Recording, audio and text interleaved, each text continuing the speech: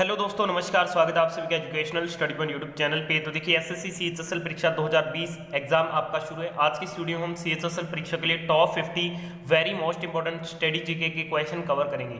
सभी शिफ्टों में बिल्कुल आपके ऐसे प्रश्न पूछे जा रहे हैं जिनकी भी अभी परीक्षा बाकी है। रट लीजिए इन प्रश्नों को, क्योंकि ये जो आपको टॉप 50 क्वेश्चन इस वीडियो में कवर कराए जाएंगे, ये जो आपके 12 से लेकर 15 अक्टूबर का एग्जाम हुआ है उसी के एग्जाम एनालिसिस पर आधारित प्रश्न है। तो पूरा वीडियो ध्यान से अंत तक जरूर देखिएगा। चलिए शुरू करते हैं।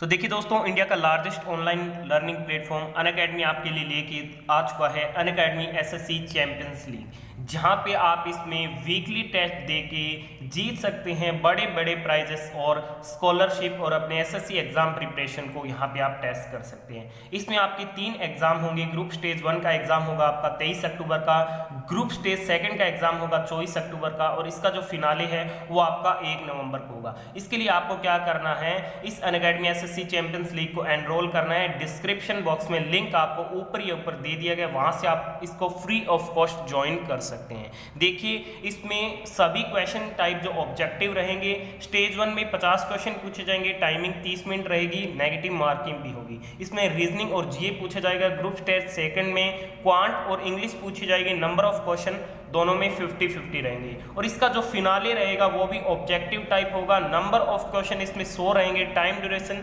60 मिनट का रहेगा। इसमें रीजनिंग, जीए, क्वांट और इंग्लिश के क्वेश्चन पूछे जाएंगे। तो ये इसका सिलेबस रहेगा। काफ़ी बेहतरीन क्वेश्चन आपको इसमें टॉप एजुकेटर के द्वारा पूछे जाएंगे टेस्ट के रूप में, और यहाँ से आप इसके रिवार्ड देख सकते हैं। ग्रुप स्टेज 1 में जिसकी भी रैंक फर्स्ट आएगी उसे 5000 का इनाम मिलेगा, और फिनाले में जिसकी रैंक फर्स्ट आएगी उसे 10,000 का इनाम मिलेगा। सेकंड, थर्ड और फोर्थ, 5 को भी बहुत ही शानदार प्राइज आप इसमें देख सकते हैं। तो अभी तक आपने इस कोर्स को एनरोल नहीं किया है तो डिस्क्रिप्शन बॉक्स में ऊपर ही ऊपर लिंक दे दिया गया, वहां से जल्दी इस कोर्स को फ्री ऑफ कॉस्ट एनरोल कर लीजिए। चलिए आज के इस वीडियो को शुरू करते हैं।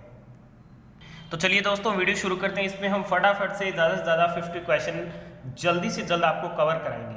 पहला क्वेश्चन आपके सामने, भारतीय प्रेस के मुक्तिदाता किसे कहते हैं? तो देखिए, भारतीय प्रेस के मुक्तिदाता के रूप में जाना जाता है सर चार्ल्स मेटकाफ को। जी हाँ, सर चार्ल्स मेटकाफ को भारतीय प्रेस के मुक्तिदाता के रूप में जाना जाता है। सी नंबर ऑप्शन इस क्वेश्चन का राइट आंसर। आप सभी क्वेश्चन का राइट आंसर मेरे साथ साथ कमेंट बॉक्स में बताते हुए चलिएगा। सेकंड क्वेश्चन में पूछा जा रहा है, राजद्रोही गतिविधियों पर अंकुश लगाने के लिए रोलेट एक्ट 1919 ईस्वी द्वारा ब्रिटिश भारतीय सरकार को निम्न में से कौन सी शक्ति दी गई? तो कौन सी शक्ति दी गई थी? तो इन्हें दी गई थी मुकदमे के बिना गिरफ्तार करना और जेल भेजना। Right answer option number B रहेगा इस क्वेश्चन का।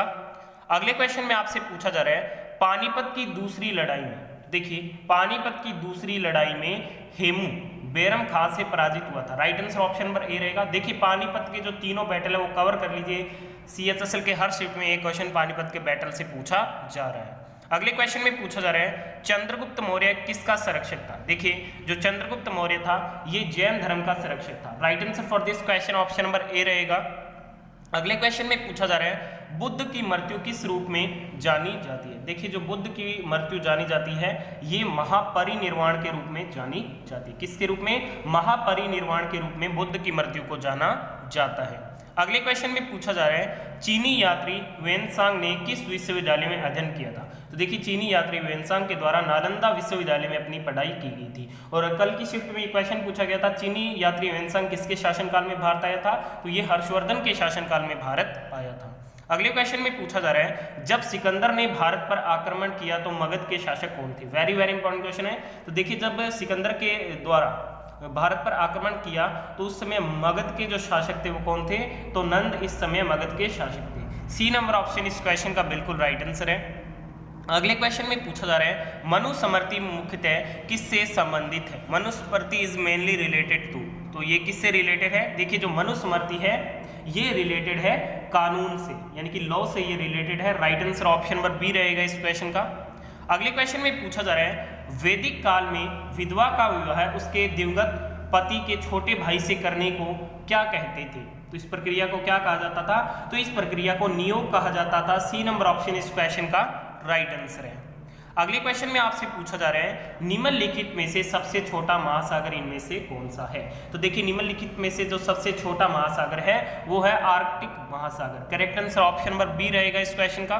देखिए इस वीडियो में जितने भी क्वेश्चन कराए जा रहे हैं वो आपको CHSL जो परीक्षा वर्तमान चल रही है उसी के परीक्षा पैटर्न पर आधारित और ज्यादातर ऐसे ही क्वेश्चन स्टैटिक जीके से पूछे जा रहे हैं। अगले क्वेश्चन में पूछा जा रहा है विश्व में सबसे बड़ा डेल्टा कौन सा है। तो देखिए विश्व में जो सबसे बड़ा डेल्टा है ये है Sundarban delta. Option number 20 question का बिल्कुल राइट आंसर है।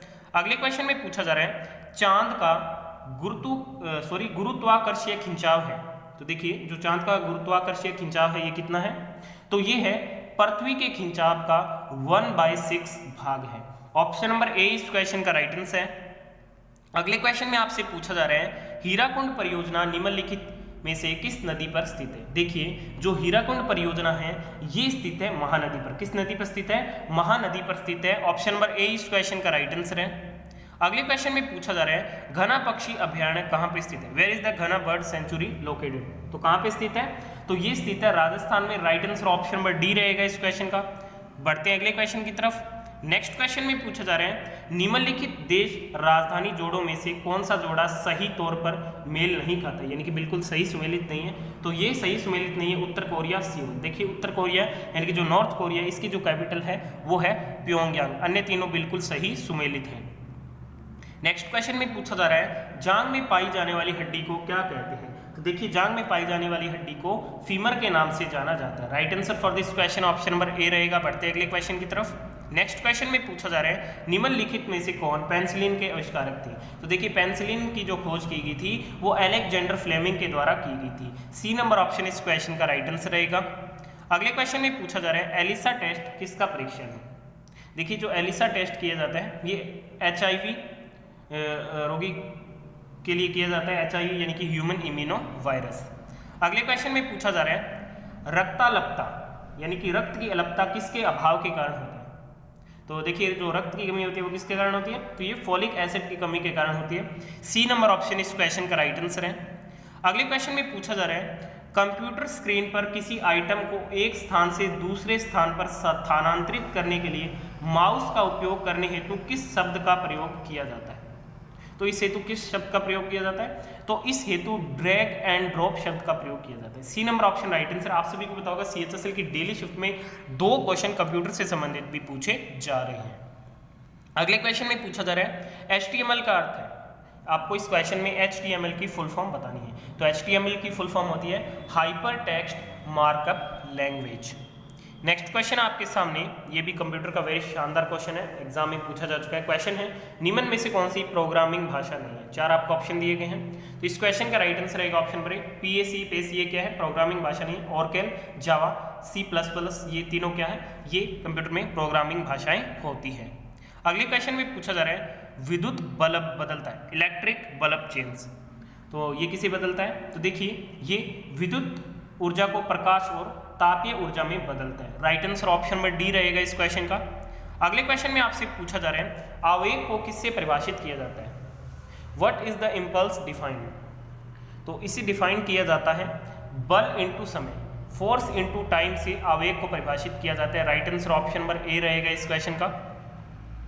अगले क्वेश्चन में पूछा जा रहा है हाइग्रोमीटर का उपयोग किसके लिए किया जाता है। What is hygrometer used for. देखिए जो हाइग्रोमीटर होता है इसका यूज मेजरिंग ह्यूमिडिटी लेवल यानी कि आर्द्रता के स्तर को मापने हेतु हाइग्रोमीटर का प्रयोग किया जाता है। अगले क्वेश्चन में पूछा जा रहा है न्यूट्रॉन की समान संख्या वाले भिन्न तत्वों के परमाणुओं को क्या कहते हैं। तो न्यूट्रॉन की समान संख्या वाले भिन्न तत्वों के परमाणु को आइसोटोन कहा जाता है। ऑप्शन नंबर ए इस क्वेश्चन का बिल्कुल यहाँ पे राइट आंसर है। अगले क्वेश्चन में पूछा जा रहा है लिब्राहन आयोग किससे संबंधित है। देखिए साथियों जो लिब्राहन आयोग है ये बाबरी मस्जिद विध्वंस से संबंधित था। सी नंबर ऑप्शन इस क्वेश्चन का राइट आंसर है। अगले क्वेश्चन में पूछा जा रहा है भारतीय संविधान के भाग 3 किससे संबंधित है। देखिए जो भारतीय संविधान का भाग 3 है ये किससे संबंधित है, तो ये फंडामेंटल राइट्स यानी कि मौलिक अधिकारों से संबंधित है। वेरी इंपॉर्टेंट क्वेश्चन बनता है CHSL के लिए। Right answer option number A रहेगा इस क्वेश्चन का। नेक्स्ट क्वेश्चन में पूछा जा रहा है भारत के राष्ट्रपति के रूप में निर्वाचित होने के लिए किसी व्यक्ति की न्यूनतम उम्र सीमा कितनी होनी चाहिए? ये क्वेश्चन भी CHSL में पूछा गया था 13 या शायद 14 अक्टूबर को किसी भी शिफ्ट में। तो इसके लिए जो न्यूनतम आयु सीमा निर्धारित है वो है 35 वर्ष। बढ़ते हैं अगले क्वेश्चन की तरफ। अगले क्वेश्चन में पूछा जा रहा है पुस्तक मेन कैंप के लेखक कौन है? तो कौन है इस पुस्तक के लेखक? तो इस पुस्तक के जो लेखक हैं वो है Adolf Hitler. Right answer option number A है इस क्वेश्चन का। अगले क्वेश्चन में पूछा जा रहा है बरावर केव्स यानी कि जो बरावर की गुफाएं हैं वो कहाँ पे स्थित हैं? तो ये स्थित है भारत के बिहार राज्य में। नेक्स्ट क्वेश्चन में पूछा जा रहा है निम्नलिखित में से कौन सा देश का सर्वोच्च शांतिकालीन वीरता पुरस्कार है? Highest peacefully gallantry award. तो कौन सा इनमें से? तो ये है Ashoka Chakra. Right answer option number C रहेगा इस क्वेश्चन का। बढ़ते हैं अगले क्वेश्चन की तरफ। अगले क्वेश्चन में पूछा जा रहा है भारत का परमाणु ऊर्जा आयोग कहाँ स्थित है? देखिए जो भारत का परमाणु ऊर्जा आयोग है ये स्थित है मुंबई में। कहाँ पे स्थित है? मुंबई में स्थित है। डी नंबर ऑप्शन इस क्वेश्चन का राइट आंसर है। अगले क्वेश्चन में पूछा जा रहा है कुरु महाजनपद की राजधानी कौन सी थी? तो देखिए कुरु महाजनपद की राजधानी थी ये थी Indraprastha. Right answer option number B रहेगा इस क्वेश्चन का। बढ़ते हैं अगले क्वेश्चन की तरफ। अगले क्वेश्चन में आपसे पूछा जा रहा है निम्नलिखित में से कौन सा वैदिक परंपरा के साहित्य का उदाहरण नहीं है? वेद, पुराण, वेदांग या फिर पूर्वा। तो देखिए जो पूर्वा है वो वैदिक परंपरा के साहित्य का उदाहरण नहीं है। वेद, पुराण, वेदांग ये क्या है? वैदिक परंपरा के साहित्य के उदाहरण है। अगले क्वेश्चन में पूछा जा रहा है किस भारतीय राजा ने सिकंदर का विरोध किया था? तो देखिए जो सिकंदर का विरोध किया गया था वो किया गया था पोरस के द्वारा। Right answer option number B रहेगा इस क्वेश्चन का। बढ़ते अगले क्वेश्चन की तरफ। नेक्स्ट क्वेश्चन में आपसे पूछा जा रहा है पाटलिपुत्र शहर की नींव किसने रखी थी? देखिए साथियों पाटलिपुत्र शहर की जो नींव है वो उदयन के द्वारा रखी गई थी। Right answer option number A रहेगा इस क्वेश्चन का। बढ़ते हैं अगले क्वेश्चन की तरफ। अगले क्वेश्चन में पूछा जा रहा है बुद्ध के सारथी का नाम क्या था? What was the name of Buddha सारथी? तो इसका क्या नाम था? तो इसका नाम था चन्ना। क्या? चन्ना जो है इसका नाम था। ऑप्शन नंबर बी इस क्वेश्चन का राइट आंसर है।